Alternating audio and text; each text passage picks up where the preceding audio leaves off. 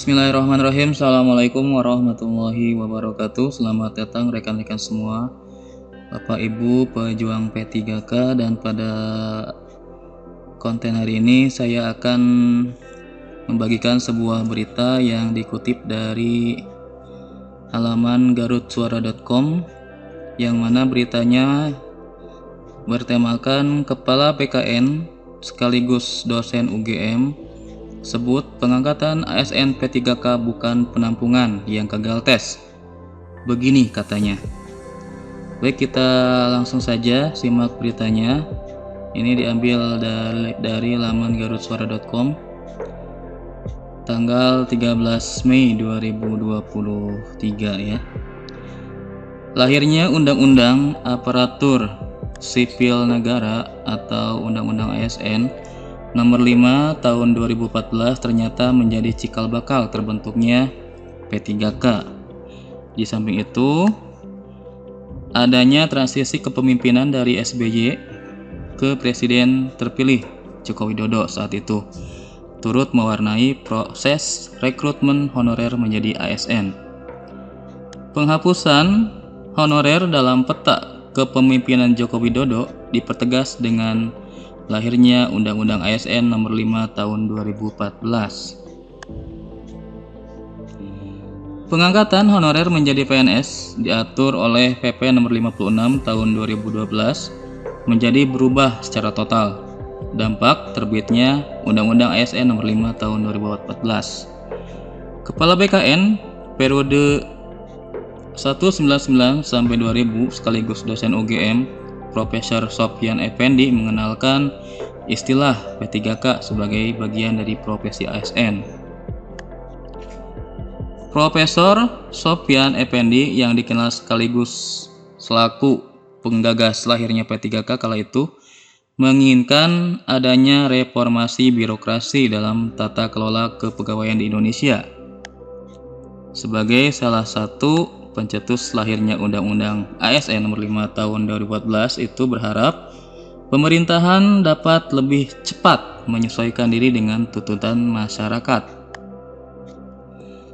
Masyarakat itu kan berubah dengan cepat karena dipengaruhi oleh teknologi dan ekonomi, kata Profesor Sofyan Effendi saat berbincang di acara Talkshow BKN.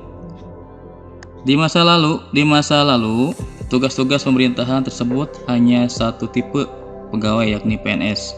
Saat itu terjadi kekosongan jabatan fungsional tertentu. Dia mencontohkan terjadinya kekurangan jabatan guru besar yang memenuhi kualifikasi standar kelas dunia, termasuk jabatan guru yang lebih profesional. Untuk profesi ASN P3K harus disiapkan pegawai yang profesional dan cerdas, memiliki visi ASN kelas dunia. Misalnya, kata Profesor Sofyan, untuk menutupi kekurangan jabatan guru besar, banyak lulusan luar negeri yang berprestasi. Maka mereka kata Profesor Sofyan lebih qualified diangkat sebagai guru besar berstatus ASN untuk menutupi kekurangan guru besar di Indonesia kala itu. Bisa mengisi kekurangan ribuan guru besar di Indonesia secara kontrak digaji dari APBN cetusnya. Begitu idenya dulu membentuk P3K, mempercepat kualitas dan butuh SDM pemerintahan yang diperlukan secara modern atau semakin modern. Dipaksakan mengangkat jabatan pimpinan tinggi atau JPT dengan bukan yang qualified menjadi PNS. Kesalahan besarnya di sana. Imbuhnya, menerima CPNS yang sudah lulus tes masih ada kelemahan dari sistem seleksinya. Dari 3.000-an dibuka misalnya, kata Profesor Sofyan, lulus 300-an, itu kan sudah high selected sebenarnya, kata Profesor Sofyan.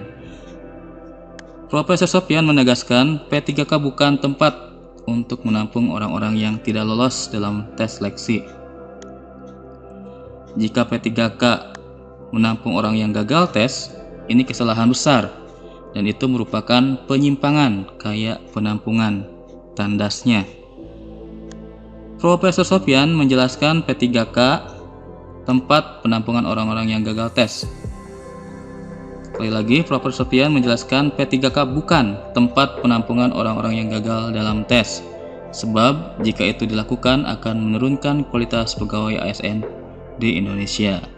Itu berita dari Kepala BKN ya, sekaligus dosen UGM yang menyampaikan bahwa pengangkatan ASN P3K bukan penampungan yang gagal tes ya.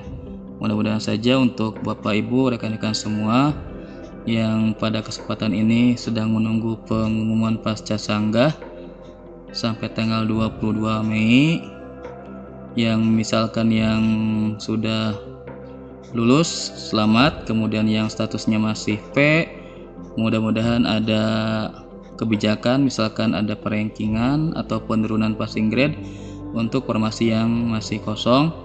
Kemudian untuk teman-teman yang belum lulus atau tidak lulus statusnya TL, bisa nanti ikutan tes lagi karena tahun 2023 ini ada tes P3K lagi dengan formasi ataupun pesertanya dari umum ya, dari swasta bisa masuk, kemudian dari umum juga bisa daftar.